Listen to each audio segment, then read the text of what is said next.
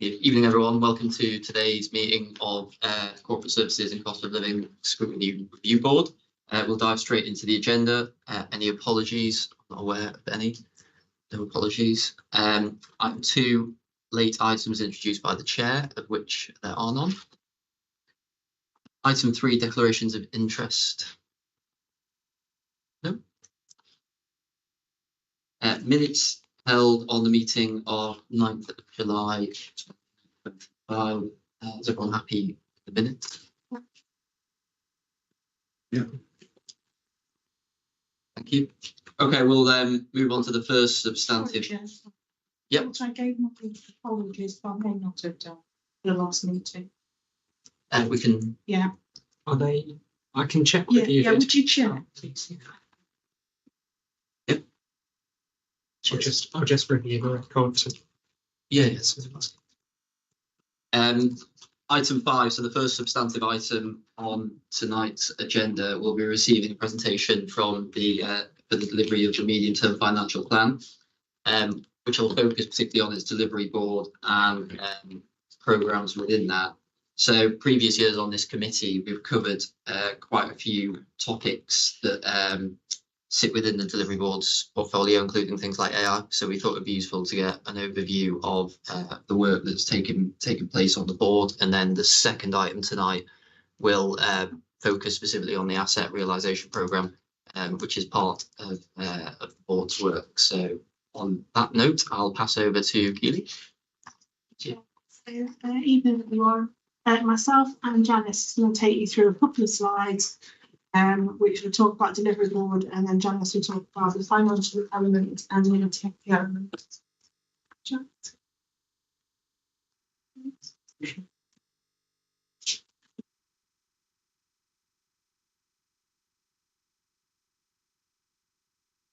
Right, thank you. So the first slide that I'm going to take you through this evening gives you a bit of an overview.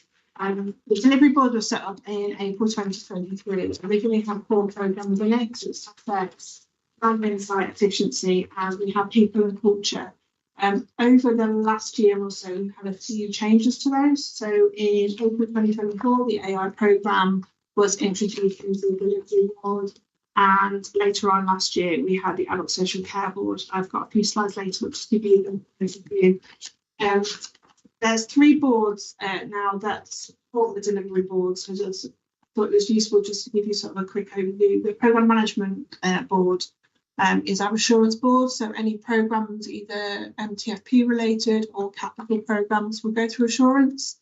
There are various gateways, so we'll ask various projects. We'll make sure they're on track within budget, with some issues. So that's there supplementary. So any of the projects within any of these 5 programmes can be called to them and just check how that's progressing. Digital enablement, very similar. It's the IT side. So if you need IT support with any of the projects within these 5 programmes, it'll go through there. They'll get that support that's required, as well as ongoing support from an IT perspective. The People and Culture was a programme start of April, but we thought that actually has overarching underpinning elements across all the programmes. So that's why I put it at the bottom. We call on the People and Culture element as and when we need to with any of these programmes. So that's a bit of an overview. My next slide just gives you the main purpose. So the delivery board, it meets every month. It's got CLT attendance, acts as senior champions for change in the organisation, makes key decisions for approval for change programmes and projects. So like I mentioned, we added AI programme on the Adult Social Care Board, approved those additions and changes. We report on NTFP savings, which Janice will take you through in a few more slides. Track progress of all the 5 programmes, so we'll have status reports monthly on how's progress for each of the projects underneath the programmes. Make key decisions initiating or closing programmes and projects, and monitor key risks and issues and later escalate to the NTFP board from any of the programmes. So if there's any risks and issues we need to escalate, that's the mechanism we can go to and discuss it in CLT. Meet monthly for a few hours every month.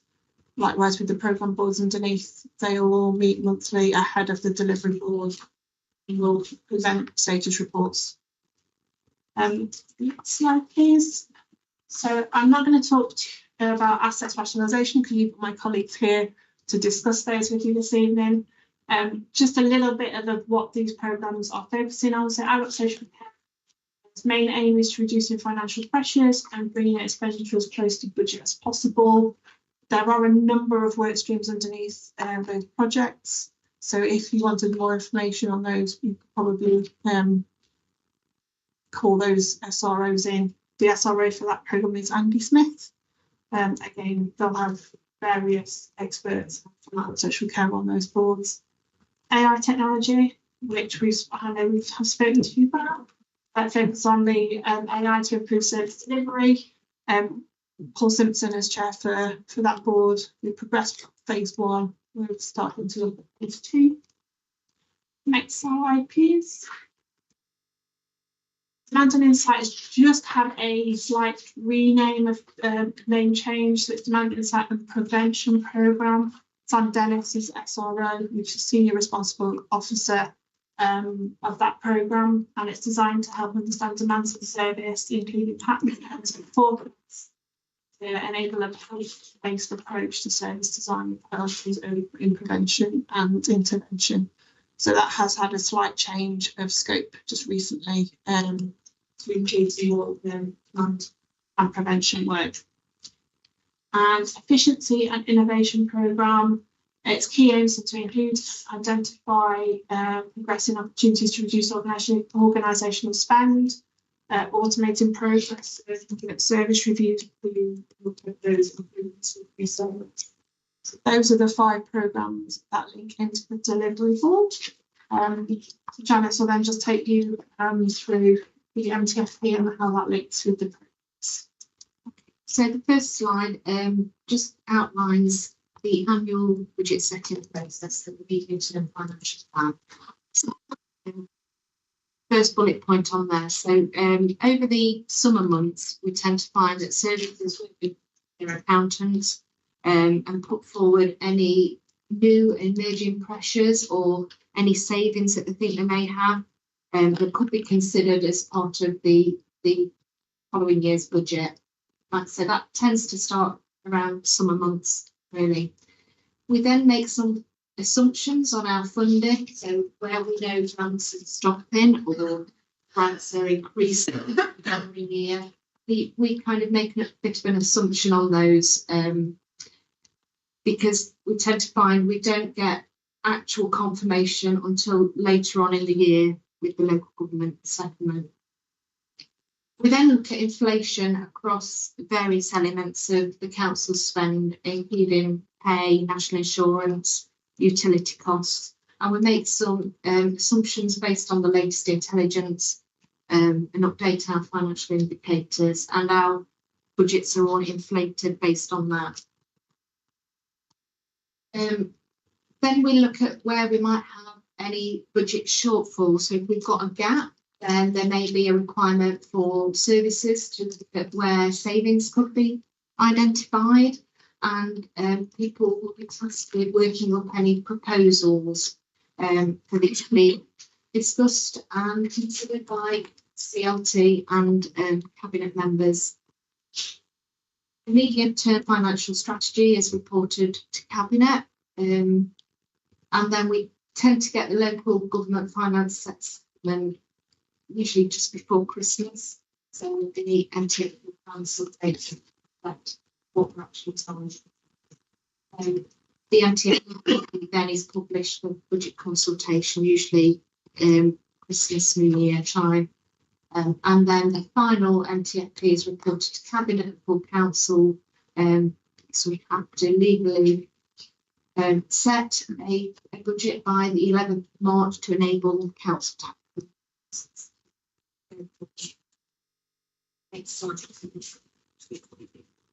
So this slide, once the savings are all identified and approved, we set up what we call a savings tracker. and we'll assign a responsible officer to each saving that's in the MTFP. Some of those savings can clearly be identified and allocated to one of Keely's programme boards that she went through. And this table really shows how we aligned various savings to particular boards over the last few years.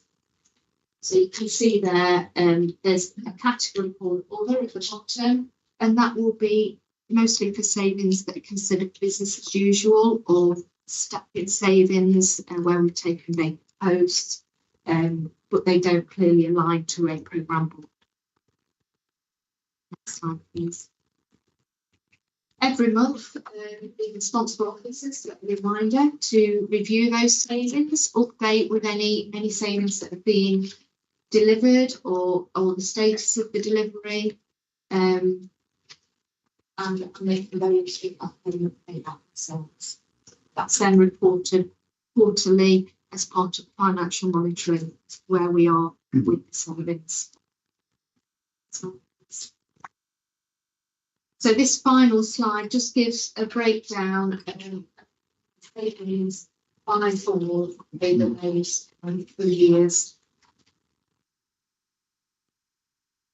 These are monitored and reported to the various programme boards and to the delivery board.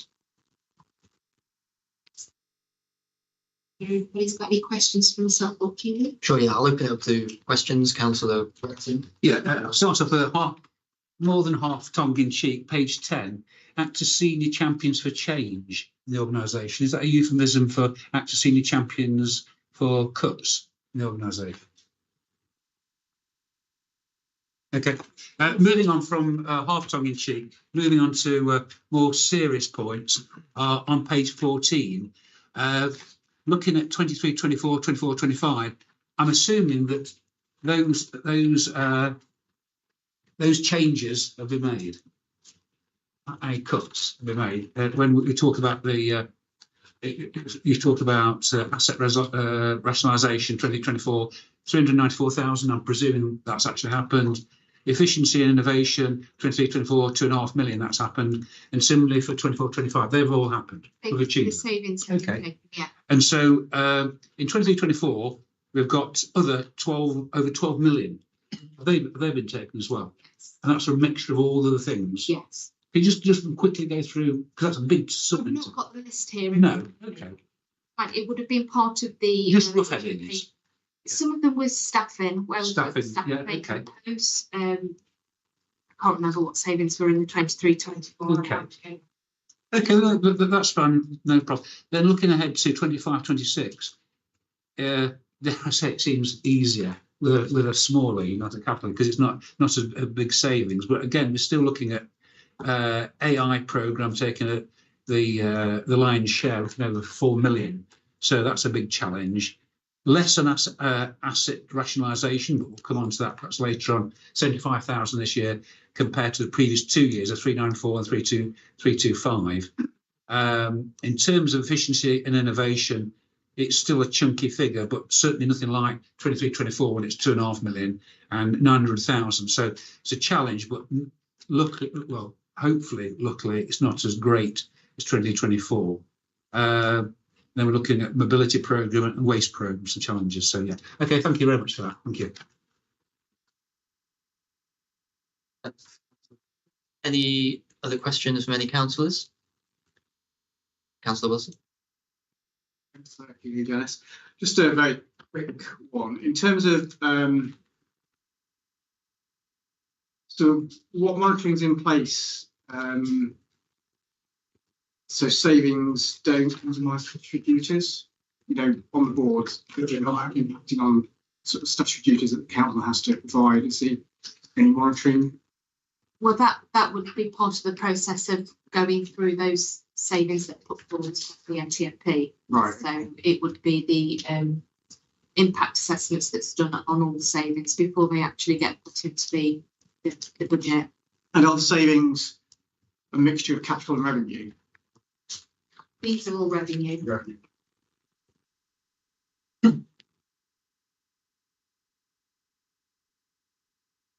Councillor Cole. Thank you very much. I appreciate you might not have the answer right now.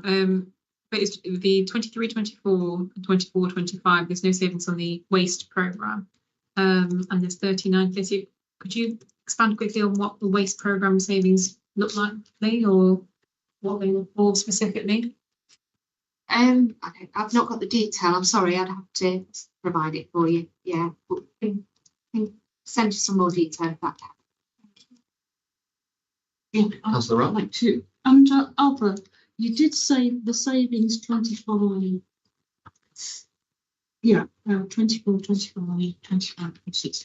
But included in there, the savings on staffing. Yeah, so definitely the 25-26. I don't know what the difference vacant FTEs that were put forward as savings, and it came to about £4 million. So obviously they don't need to be assigned to the board because they've actually already been delivered because they were vacant posts.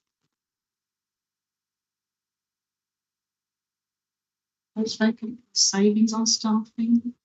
Does it impact the services that they're offering? The question for the services, I think, yeah. I just had a question around, so the board, the way it's set up at the moment, and then there's 5 programmes that are active within it. What if something occurs where it's then thought another programme needs to be added within the board?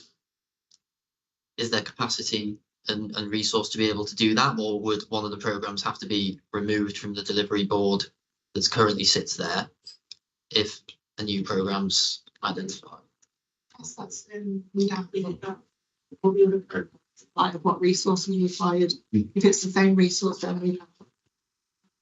If it's different parts of the organisation and help with that, then we have a discussion on whether we need to add that in.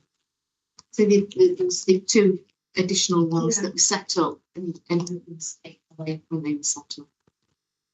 So which ones were taken away? So the AI one, that came in as an additional one. Yeah. Hasn't impacted on any of the resources because it was separate resources with the AI element. And the adult social care one was added later on in September. We could manage to do that with the resources that we had. And in terms of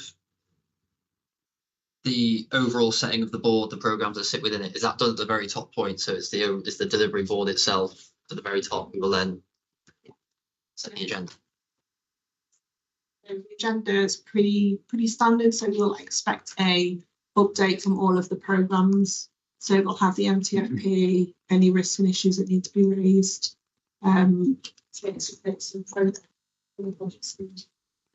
It's a pretty standard agenda, but we can add additional agenda items when requested. And is it the heads of service across the council who sit at the top of the delivery board? Does the chief exec sit on there as well? It's chief execs and it is the directors, not only for delivery board, but we have a mix of key experts for all programs. They can be heads of service, it can be colleagues from that service that project delivering. Thank you. Councillor Bretton. Yeah, we just go back to the waste programme in 23-24 and 24-25. There were no cuts. In 25-26, we've got 39,000. I'm thinking 2 things. The problem that we see nationally about some councils going to 3 weekly collections, and also the problems that we've had in Derby in terms of, and we understand some of the reasons behind them, why the service hasn't always been quite what we wanted it to be. Wouldn't this £39,000 worth of cuts only compound those problems? What are the ways in terms of change can we do to ensure that these cuts or changes won't make the difficulties that we've already got worse? I think, can I just jump in? Because I think we're maybe veering off. So I think with this item, we're looking at the board itself, how it works, how it functions and what its remit is. I think when it comes to diving into figures, it's probably right in saying that it would be different officers that would be able to give detail on specific figures and details into specific Yeah. savings and things like that. I think it's looking at the format. Well, I was going to say whether it's this programme, it's looking for officers to find a way to feedback those questions that I'm sure when the lips are, well, ought to be in every council. You know, because understanding cuts need to be made, but how do we make sure, does it make a service already under challenges, more difficult when possible? So I think if there's questions around Okay. the specific savings Yeah. and figures behind them and things like that, then maybe that can be followed up with on the meeting, and then Councillor Repton and others can be given a contact. If you could give me a contact, I'll feed that back to now. Yeah, they would have all gone through the cabinet scrutiny anyway, in the MTFP round where they were set on at. So they would have all had that challenge at the time. Okay, well, if somebody can feed that back to me, because I'm not aware of that. Yeah. When I just see start figures, You could also go to cabinet as well, because they will have approved this. Okay. The Councillor Repton. savings in terms of staff, the impact, staffing, the impact that has had on service delivery. Yeah, sure. So just, I guess two things really. I think there's an important part to bear in mind the role of other scrutiny boards as well in looking at specific services. The other thing to bear in mind for the scrutiny board going forward is that there's always the opportunity to ask council cabinet members to attend meetings. Yeah. It's just important that we leave that we understand the various roles of officers in being able to answer questions, and the questions would be better posed to council cabinet members. And it's a fair point on the different scrutiny boards as well. Questions around waste and things like that are going to be for a different board than this one. Councillor Wilson. Yeah, there's another quick question, so I understand. So in terms of sort of the savings allocated to boards, like 25, 26, I'm guessing those are currently forecasts of savings, or the actual? They're the actual savings that were in the MTFP. Right, okay. And so, so basically the AI programme is delivering the most saving, and the waste, well, the demand and insight hasn't delivered any savings. There was nothing in the MTFP for them to have savings. Right, okay.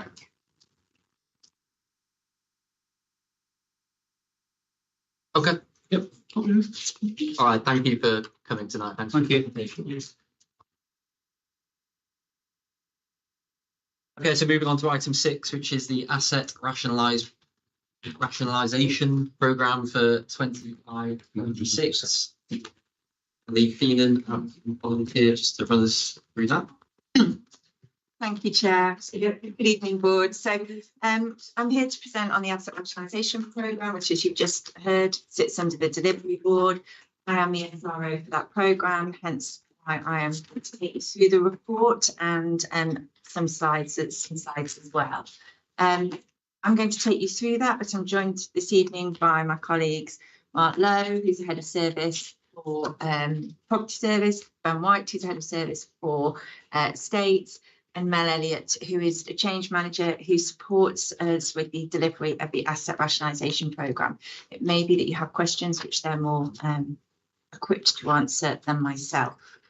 So I understand that the remit of this report was to give you an update on the asset rationalisation programme. The programme's moving from its first phase of delivery into its second phase of delivery, and I think it'd be interesting for you to understand the programmes and work streams we are addressing. I just wanted to give a little bit of background information first about our estate, so that we can set the programme in a bit more context. So the council holds 1,433 assets within the estates portfolio. And it's important to note that that doesn't include things like highway structures, the Derby Homes housing stock, or some of our parks assets. So this is specifically our estates portfolio. And that portfolio splits across a number of headings, ranging from the very large, so the council house, Derby Arena, to small parcels of land, verge type lands and things like that. So of these assets that the council holds, approximately 650 are leased out, which generates an annual rent roll of about £3.5 million. It should be noted that a number of our assets are let on peppercorn rents. A lot of our tenants are community associations, voluntary sector organisations who pay a peppercorn. So in some circumstances, we're looking for a commercial return when we lease out our assets, but in a very large number of cases, we are not. And we currently have that total of 1,400 assets. There are currently just 36 assets which are vacant, which is, I think you would agree, a pretty small number to have vacant. And we have a developing programme for how we continue to move those vacant assets forward. And that those vacant assets include some very large assets, for example, assembly rooms, and some much smaller assets, for example, Markeaton Park toilets. So, you know, there's a scale in terms of all that we do. So management of the assets is led by Ben's team, the Estates and Asset Review Service. That service manages our assets in line with the MTFP, and the real principle that backs up their work is having the right assets in the right place at the right time, so that our colleagues delivering services have the right buildings to operate from.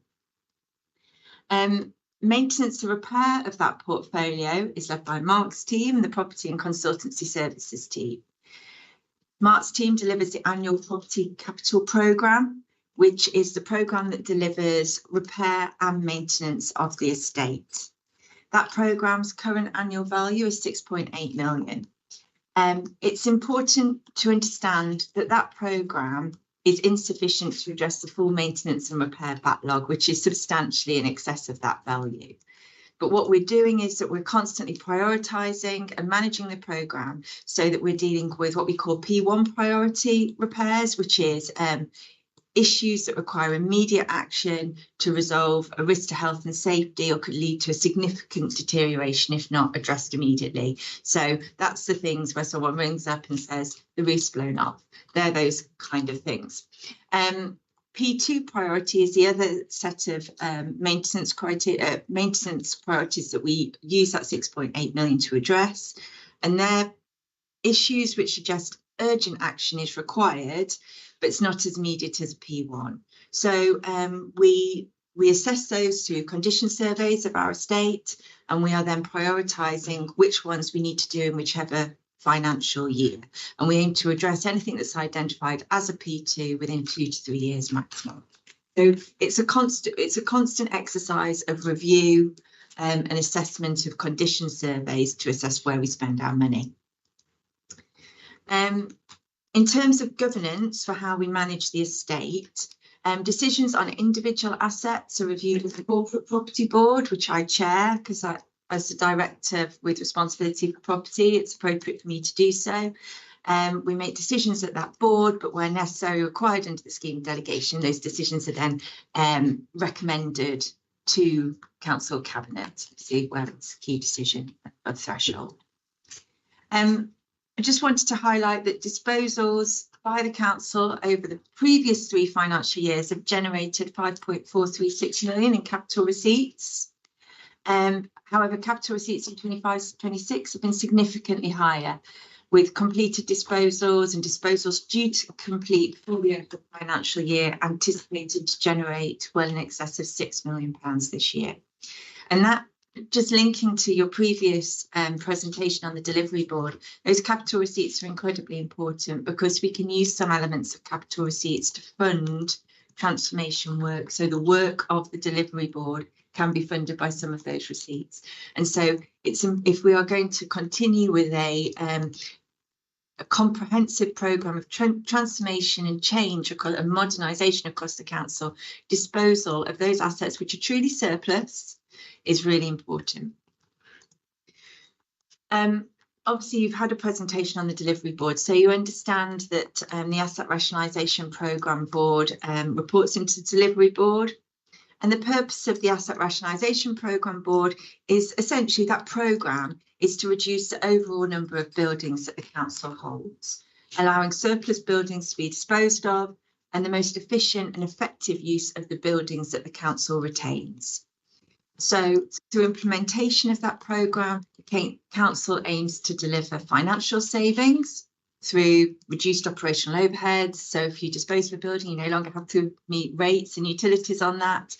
and also you remove that building maintenance and repair liability. We look to generate capital receipts from disposal of surplus assets.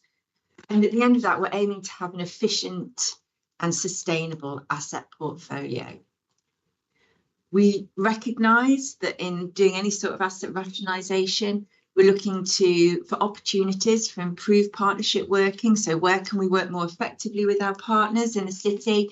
Can we look at co-location to improve efficient working? And we're also looking to deliver better community value. So we want to look at assets that are accessed by the public and say, are they in the best shape for our citizens to use? We can't guarantee that across the whole estate at any one time, but what we can do is focus our resources on assets to bring them up to a really high standard. And we've seen some really great examples of that recently.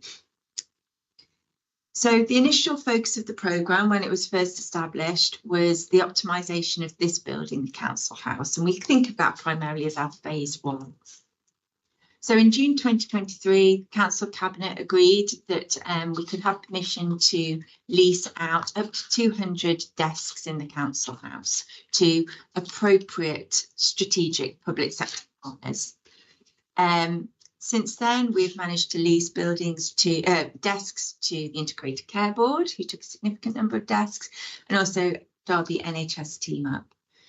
It's important to say that the number of tenants that we can share this building with in terms of their type is quite limited. Obviously, this building is open plan in the vast majority of areas, and it can't be partitioned because it's wildly expensive because of the airflow and stuff Mark understands. And so we need to have partners who can coexist with us in an environment where we have such high data protection, information governance restrictions. So obviously health partners who are dealing with who work to very similar standards are an excellent partner to have in the building. DWP, we can work with the police as well. So we can't just invite anybody in to take those desks. It's also worth noting that this is grade A office space. There's very little grade A office space in Derby City Centre, and so we look to achieve a commercial return on those desks that we lease out, and so that obviously has some constraints on who's willing to be a tenant of the building. So as phase 1 delivery concludes and the programme is moving into phase 2, we're moving into a much more ambitious delivery programme. Comprising of 8 work streams. So I'm going to take you through these. I think it's fair to say that the delivery board has been extremely pleased with our delivery to date and what we've achieved, and is therefore, as a display of confidence, has been willing to invest in our programme team to allow us to deliver a much more ambitious programme, phase 2.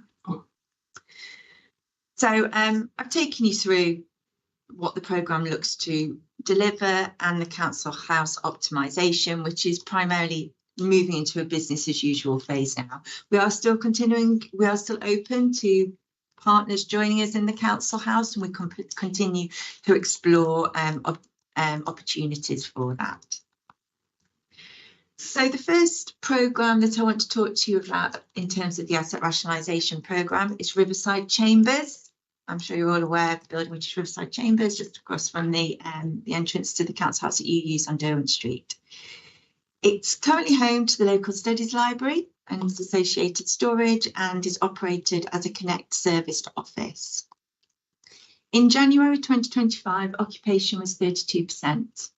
It was a really underutilised asset, but we also recognise that it's difficult to dispose of. It's listed, and as many of you will remember, it previously stood vacant for many, many years. In April 24, our strategic property advisors, Avison Young, did a report, which I reported to Executive Scrutiny Board on the Connect offer, the Connect service, and that recommended consolidation of that offer into Sadler Bridge Studios and Marble Hall, and repurposing the other Connect properties, not disposal of them, but looking how those buildings, which are generally in good condition, could be utilised to deliver council services. At the same time, Royal Oak House on Marketplace, home to the registration service, it was becoming apparent that that building was no longer fit for purpose and had a really significant maintenance backlog. The roof is in a poor condition. If any of you have been in there recently, you may have had the pleasure of stepping over a bucket. It was a very significant maintenance backlog. And it's also become apparent that as we move forward with restoration of the Guildhall, that actually occupation of Royal Oak House as a dignified and respectful environment for customers of the registration service was probably not going to be possible as we're knocking the Guildhall around. So we conceived a project within the programme to repurpose Riverside Chambers from Connect service offices into a new public sector hub, and in many respects as an annex to the council house. And so moving forward, the Riverside Chambers will continue to be home to the local studies library and its storage, but it will become the new home of registration services. It will also continue to offer a base for the police in the city centre and other public sector uses. And we are in the process of developing a proposal to bring another significant public sector user public-facing user into that building. The Riverside Chambers project really aligns with our programme objectives. It's optimising a currently underused building, which is difficult to dispose of. The sale of Royal Oak House from vacating it from the registration services and sale of 1331A Marketplace will generate a capital receipt and remove those really significant repair and maintenance liabilities. And at the end of it, we will have a modern, fit-for-purpose accommodation for statutory public-facing services with the potential for service expansion and growth. We weren't able to optimise commercial opportunities at Royal Oak House due to its condition in terms of weddings, for example. However, the new registration service accommodation at Riverside Chambers will offer that opportunity for the service. So the next project I want to talk about is one that we're still in the concept stages of, is a review of children's service assets. So you may or may not be aware that the government is pursuing an agenda for reform within children's services. It's called the Families First Partnership Reforms, which is the government's plan for change to ensure that every child is kept safe and making sure that everyone can succeed. A key feature of the reforms is the expectation that local authority areas design and implement changes under the family help theme, and that requires local areas to design approaches to family help which use the spaces and places which families visit and use within their locality areas. As part of that work, there is a review of the operating model for children's services, and that provides a real opportunity for us as an asset rationalisation board programme to ensure that the assets from which children's services are delivered are aligned with that operating model. So we want to, the programme aligns with our wider programme objectives, because we plan to review all our children's social care buildings to ensure those assets support the future operating model. It will allow us to only retain those assets which we need, and that services can be consolidated into fit-for-purpose locations in localities. We'll be looking at opportunities for shared accommodation with key partners. That's a big element of the Families First Partnership programme.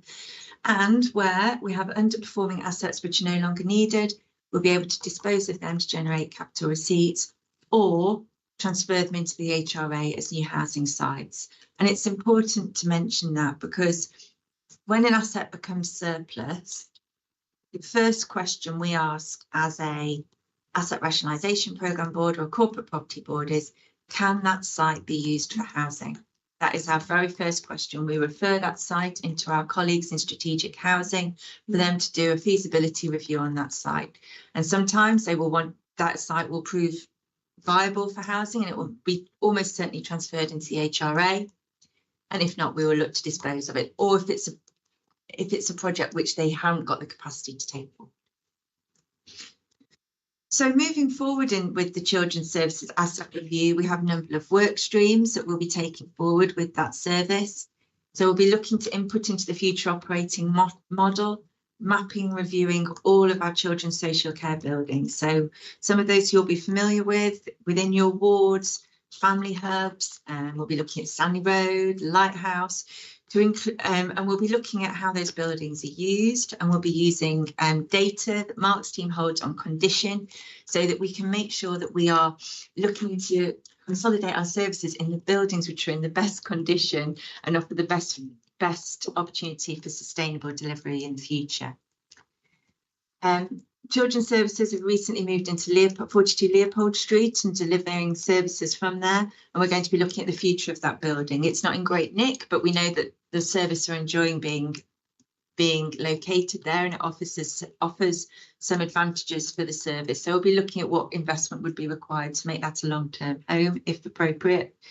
And we're also going to be looking at whether there are any opportunities associated with Abbey Lodge, meaning the main lodge building, the listed building at the front of that site.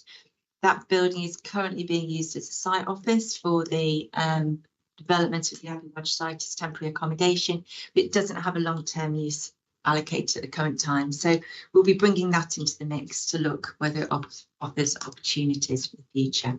And we'll also be looking at the role of the council house. So moving on. So the fourth programme I'd want to mention is adult social care assets. Those are also, we're also reviewing and supporting the adult social care programme with asset decisions. The adult social care programme has its own board, but it also has joint reporting into our programme. So I think this may be, this board obviously reports into another scrutiny board as well. Lots of boards. For review. One of your scrutiny boards, yeah, there are. But I just want to highlight probably one project that we are supporting in relation to adult social care, and that's in relation to a project that we lovingly call Project PAM. And that is a project which is looking at Perth House, Arboretum House and Morliston Daycare Centre. So we are looking at a joint project with Health, how we utilise those three assets in the most efficient way. So we're looking to move forward with work. Arboretum House is currently home to Bonsall View service, which is our adult social care respite service for adults with complex needs. That building is not, it's too big for them. It's not a suitable use of that space. And so we're looking to move that service into Morliston Daycare Centre, which is currently a vacant property. And we're looking to invest in that building because we believe that building can offer a really good solution, appropriate solution for Bonsall View service. That will free up Arboretum House for alternative use, and we are currently in discussions with the NHS about potentially moving the reablement provision for adults currently based at Perth House into Arboretum. Arboretum's in better condition, it still requires work, but it also allows social care clustering around Florence Nightingale Community Hospital, which offers real advantages. It also then allows us to look at Perth House and the future of that site, and can we deliver something else on that site, as that building is now reaching it's the end of life at that building. We have got other projects in train with adult social care, primarily looking to repurpose a decommissioned pair of children's residential care homes known as Willows and Rosewood. And those had become surplus to requirements for children's social care, but are good quality, good condition assets. And there is a programme being developed to use those assets for adult social care, for younger adults, for a more independent living type of accommodation experience. So that takes me on to our Parks and Green Spaces asset review.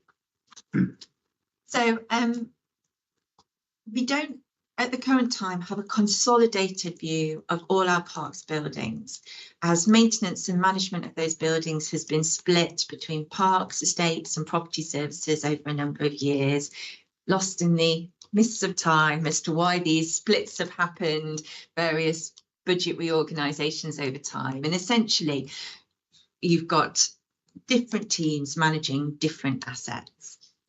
What we know is that that is not particularly efficient, and it means that issues with assets are falling between the stools effectively.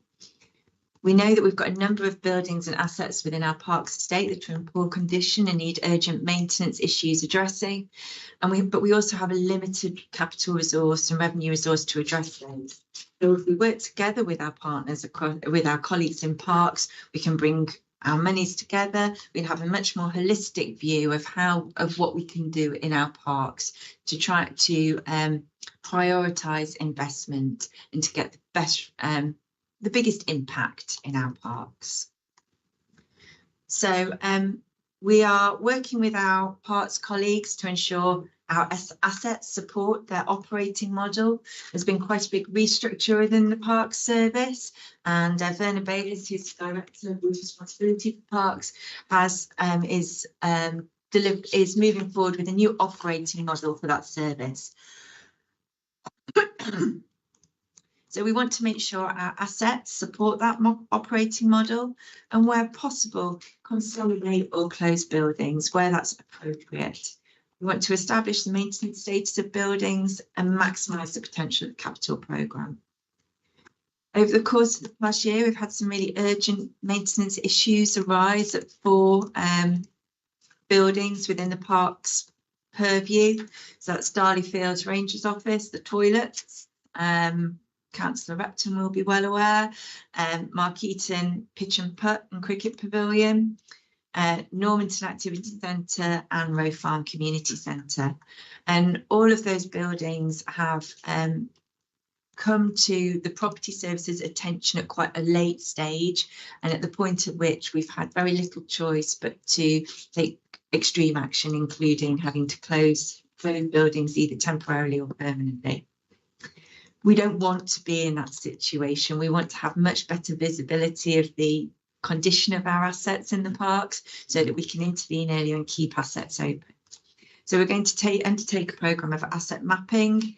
We're going to look to address compliance issues and look at consolidation, rationalisation where appropriate, or where buildings have stood vacant for a very, very long time, move forward with demolition of those buildings and taking them off our vacant property management responsibilities. I mentioned Mark Eaton toilets, for example, earlier. We currently have to inspect that building, do checks on it to manage it effectively as a vacant building. That building needs to be dealt with, demolished. We need to move on, but we need to have impetus and program behind that.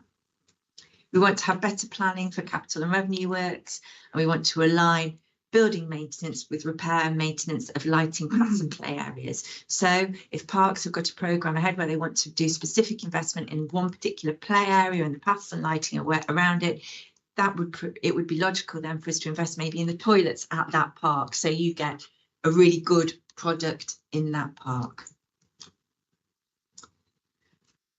I won't spend a lot of time talking about the Highways Hub. This has been to Cabinet, and you will be aware of it, those of you who sit on Exec Scrutiny, which I know some of you do. And this is the plan to develop a second depot on Storrs Road. That has its own, obviously, governance structure, but it reports into our programme as well, as it offers the opportunity for rationalisation by freeing up space at Storrs Road Depot, for example. As services move to the new depot, we can bring other services into Storrs Road and utilise the assets there much better. I won't spend any time talking about that in any detail. And then we have Send Capital Assets. So there is a Send Capital programme, but we are supporting that. And the focus of the Send Capital programme is to ensure sufficiency in Derby for children with SEND, but also to create inclusive environments in mainstream schools in line with DfE guidance for Send Capital use. So we have a number of programmes that we are projects which we are supporting as part of this work stream, and we're looking to so we're supporting how we use those assets. how we use assets elsewhere in our portfolio to deliver new homes for the SEND programme. So I spoke earlier about the Addison Young report, which said that we should consolidate Connect, or one of the way, and look at utilising Connect buildings in a different way. And one of the things that we're doing is we're using part of Friargate Studios, Connect building, to make that into a post-16 SEND provision. So that is a fabulous initiative, which will allow our post-16 young people with SEND to access a further education setting. It's next to the Joseph Wright College, it's near the university, it promotes independent travel, as young people will be supported to get the bus into town and then walk across there. They will be able to use the cafe area as a learning space. It's a great project and a use of an asset. Friargate Studios had really low occupancy at Connect. It will still provide Connect serviced officers, but part of it will now be providing this additional use.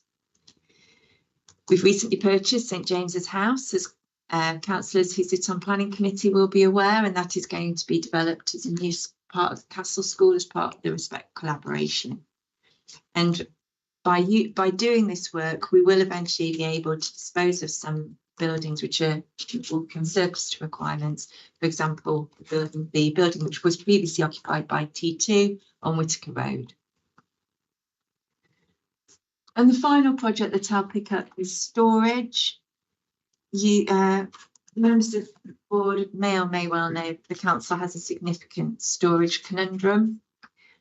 It's not particularly exciting, and storage does tend to get pushed to the bottom of the list a lot of the time because other things probably tend to go past it in terms of priority. But the reality is our storage facilities are too small, they're not fit for purpose, they're in very poor condition, they're dispersed across the city and out of area, and in some instances are costing we're having to pay significant amounts of money to third parties for storage accommodation.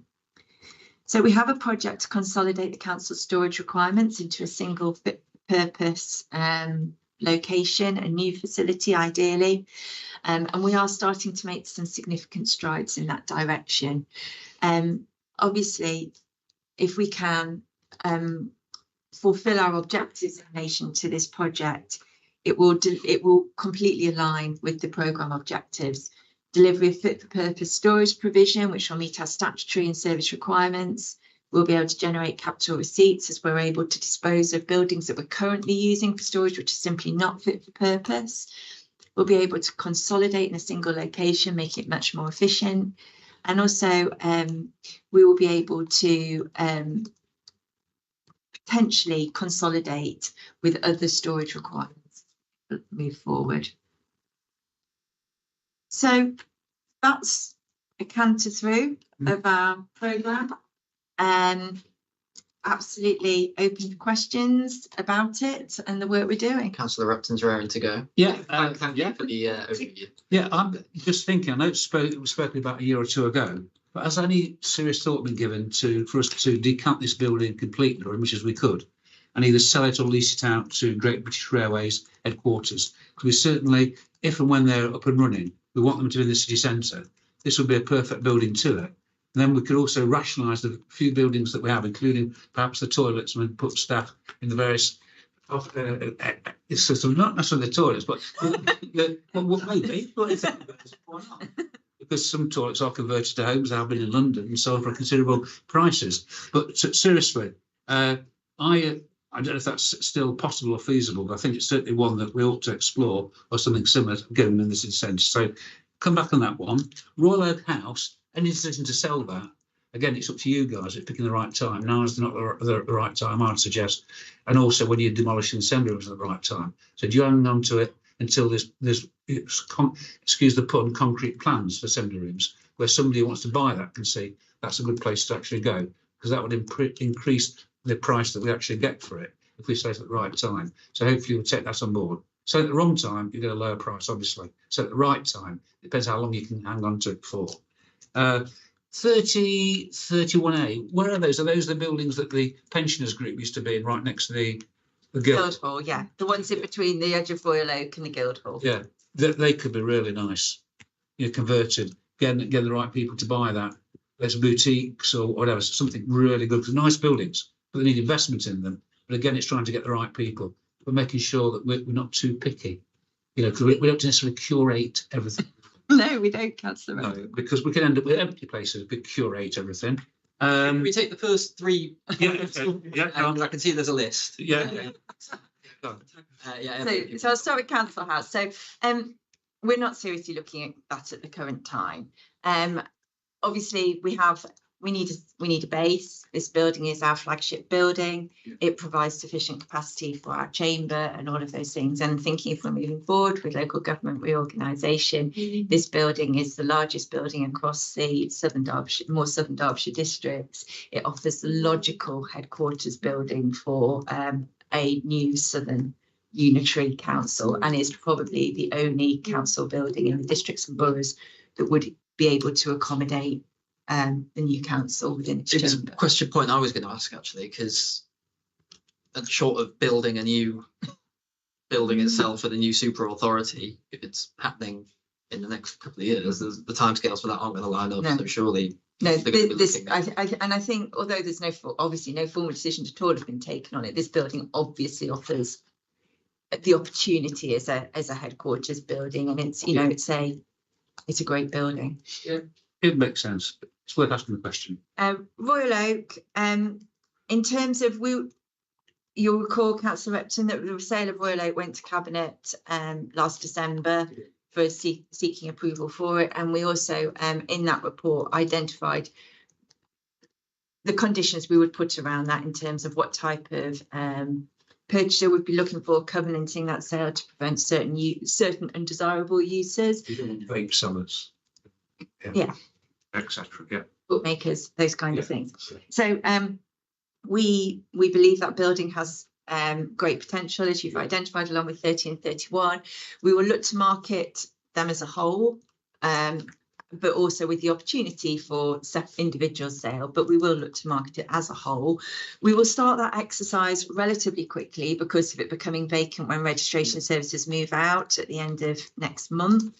But obviously there is uncertainty about the programme on Guildhall and the assembly rooms and how that plays in the market. We don't yet know, but we will be looking to market and looking to get market intelligence on interest in it. And we'll be using sort of expertise. Yes. If we haven't got those expertise in house So to do that. we will, because we're looking, whilst we will be supporting the marketing of that through estates, we'll be looking to use specialist agents with expertise and sort of fields looking at. We're hoping it will be something food, beverage, that type of. Yeah. Okay. I'm I'll quickly rip through those. Was there one? No, No, 30 and 30. I'll be very, very quick. Councillor Wright, you okay to wait for Councillor? Yeah, another second. No, that's okay. I was come back to you. Yeah, no, I'm fine. Go on. To raise things, you're not on the list, but but it fits into your themes. Yeah. Parks and spaces. As you know, our Arboretum Park, the oldest park in the country, it's national as well as global heritage. There is a parcel of land that used to be the bowling green. What's going to happen to that? At one point, there was the proposal to have housing put on that, and of course our residents quite rightly objected. So it'd be useful to find out what's going to happen to that, because it's still within the remit of the council, I assume. It is. I'm not going to be able to answer that, Councillor Wright, because taking that piece of land forward sits with our strategic housing colleagues, so Ian Fulliger's team and Karen Realey's team. But Jack, we can take an action to ask them to send you an update. Yes. Okay. On Osmaston Road, there's a former youth club. It used to be the Merlin building. That's Boxing club. Was it boxing? But it used to be youth clubs. That's there. I think it's still still council owned on Osmaston Road. So what's going to happen? That's in Arboretum. Could you send us a few more details of the address, and we will come back to you on that. Yeah, okay. So useful to find out. Yeah, well, I don't know if that's still in our ownership. It's not ringing any bells, but we will double check if you can send us the details. Youth centre, in fact, it would be good to have it refurbished and turn into youth centre, because we don't have many youth centres in our provision for young people who don't pose problems in our city, and perhaps with the local government reorganisation and possible funding, and perhaps we could look at that. Something else, the storage, in relation to storage, the actual building on Pedleston Road, it used to be a girls' school, or the girls' grammar school at the end of that. What's happening to that? Are you keeping that, or is that going to? So the Kedleston Road Training and Conference Centre, Yes. that is a building that we are retaining. Oh, good. Yes, it's retained. We've had a significant programme of works on that building. Mark, do you want to talk about the works we've done on that building? Yeah, so we're on very much an improvement programme for that building, including roofing projects. So we've re-roofed, I think, 2/3 of that building now, including some renewable energy, PV panels, etc. And we are proposing in the forthcoming years to have some new heating in it and carry on that improvement programme across that site. At the current time, there is still a ongoing debate about the optimum use of that building. Obviously, we have a lot of services based in the Gatehouse. Our 24/7 care line services are based in the Gatehouse. Those are expanding services. So one question is, could that service? May that service need more space at some time? Would we move it in there? There is the conferencing facilities at Kedleston Road. We've the library, wasn't it? The old library is now a really good space.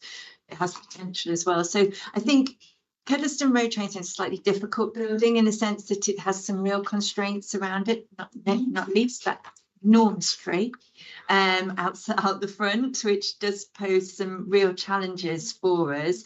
And the parking is quite limited, and the access and egress is quite difficult because there's a bus stop and all of those things. So whilst we very much intend to retain the building, its next life and what its uses are still somewhat moot. Finally, Chair, just a cautionary tale.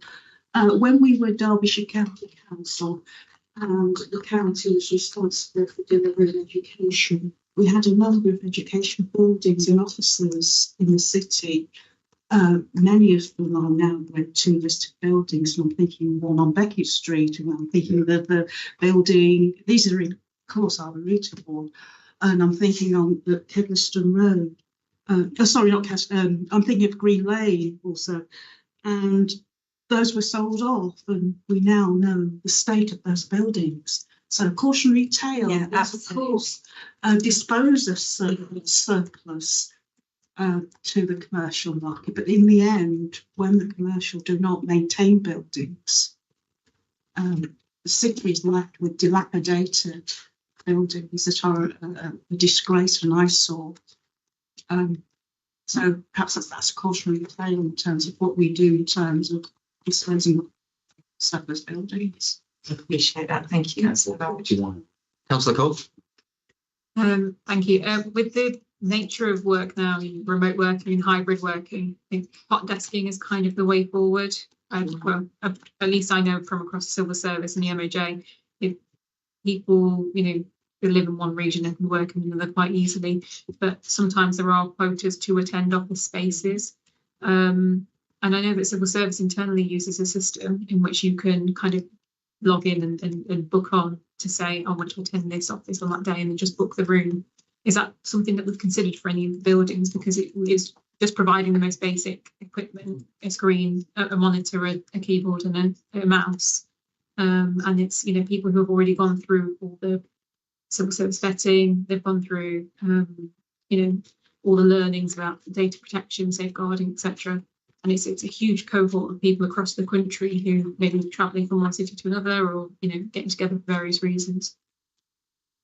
So over the past couple of years, we've been part of the project, a government pilot project called Place Pilot, and that was an initiative that government gave us funding to be part of, which was looking at how we could have better use of the public sector assets across the city and opportunities for co-location.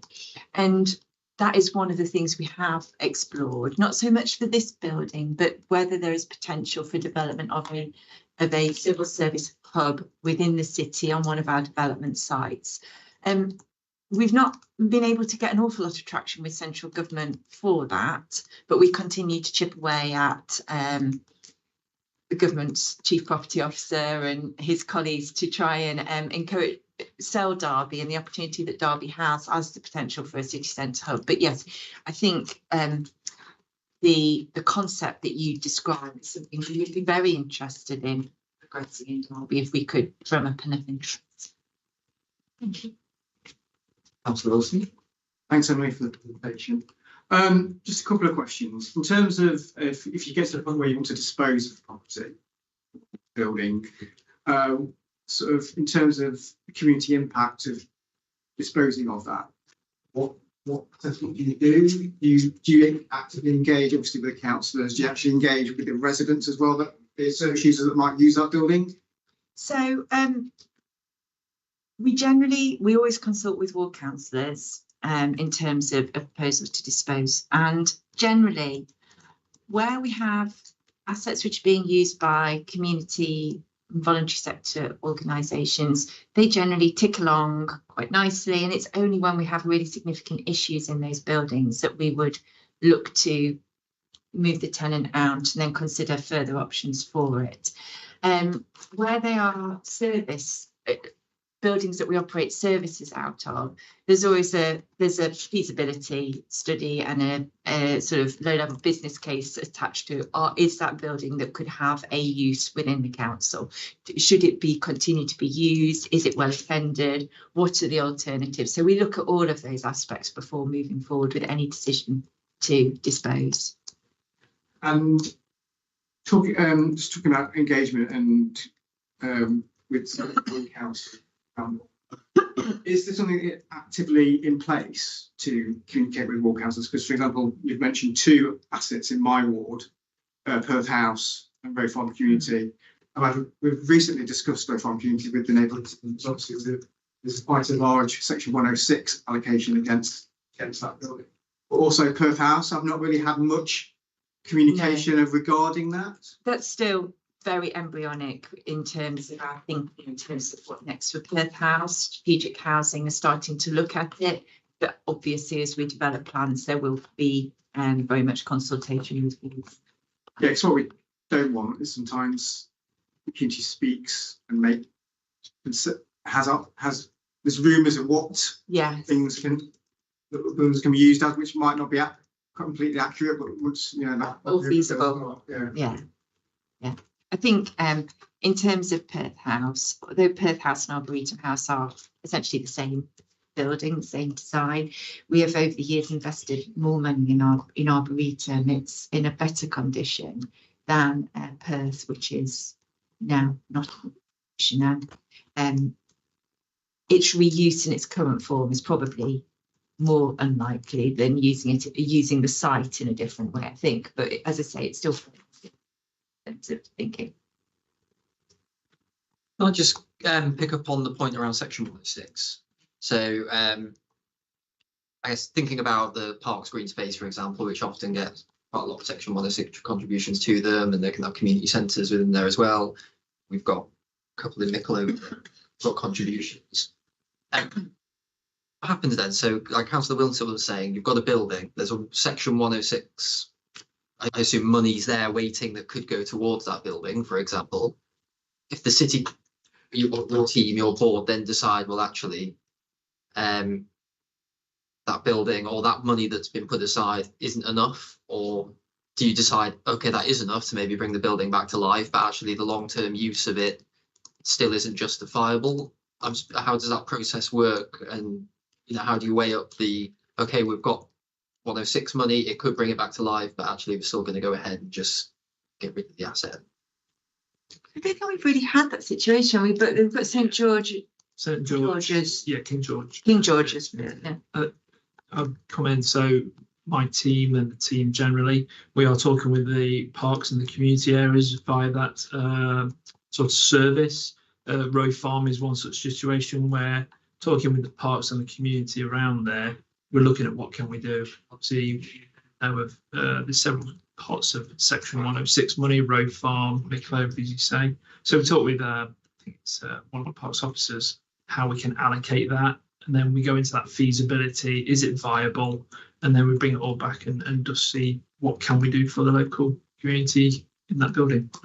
I think that's essentially where change managers come in as well. We referred to it earlier, because we're not assigned to one team, so we can work holistically across the team. So Mark and I ran a couple of workshops earlier on this year with the parks team. We worked very closely with Eric Swift's team in terms of looking at those priorities and buildings on the parks, because obviously they've got a wider asset infrastructure in terms of lighting or footpaths, and we're coming in looking at buildings. Just had a wider question, I guess, on the overall programme. I guess including all 1,400 assets, or however many you said there are. So I jotted down, is it 6.8 million to maintain the estate? Is that an annual?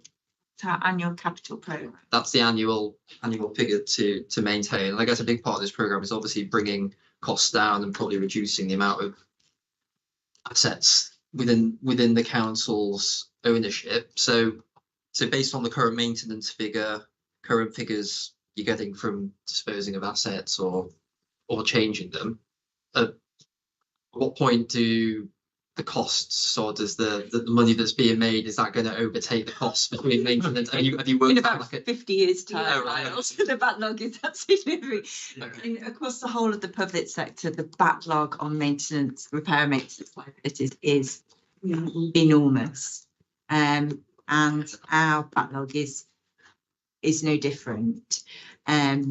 Whilst we can dispose of assets, that in some circumstances reduces that liability. Some of the assets we've managed to dispose of this year had no maintenance liabilities attached to them. So we disposed of land off Rainsway, some parts of land off Rainsway.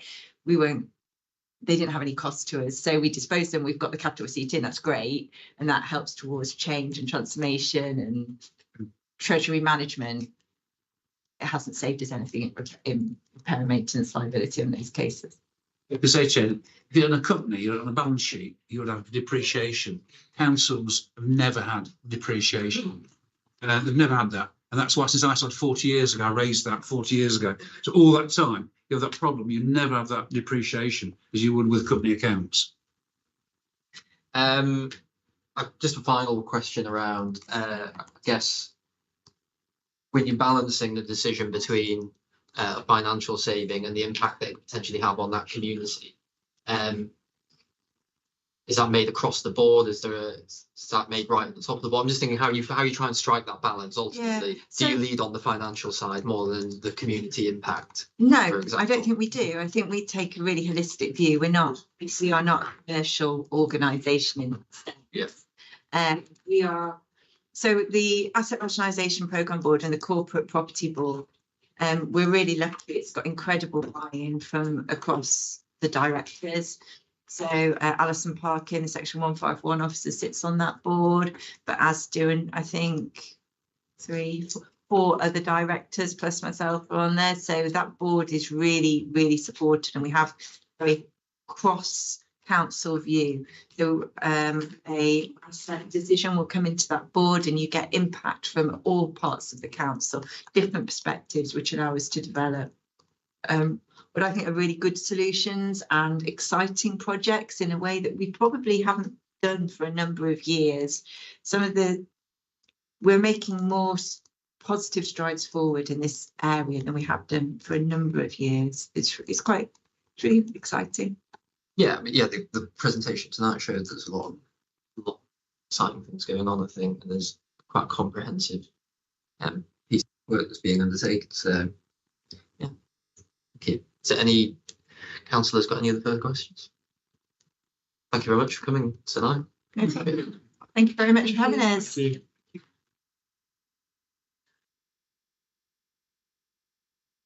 So, final item tonight is the our the work programme, which we obviously discussed at the first meeting of the year, and we agreed some various topics and tried to theme each meeting on a certain topic.